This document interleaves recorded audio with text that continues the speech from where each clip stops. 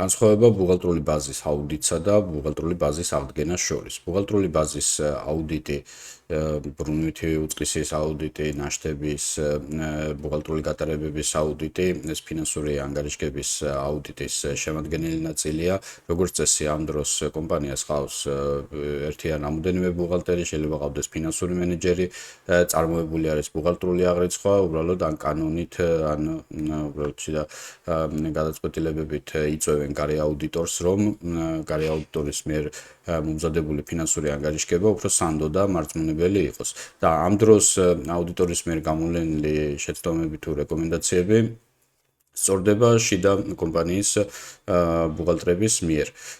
ხოლო რაც შეეხება ბუღალტრული აღრიცხვის აღდგენას, ასეთ შემთხვევაში როგორც წესი, საერთოდ არ არის ბუღალტერია ნაწარმოები, შეიძლება კომპანიას ყავდეს ბუღალტერი, თუმცა ბუღალტრულ აღრიცხვის წარმოება არ ხდებოდა და ყველაფერი, ანუ გასული პერიოდის განმავლობაში რაც ხდებოდა, ახლიდან უნდა მოხდეს მათი ჩაწერა რომელიმე საბუღალტრო პროგრამაში. ეს არის იგივე ბუღალტრული მომსახურება, ოღონდ ეხება გასული პერიოდის აღდგენას და ჩაწერას.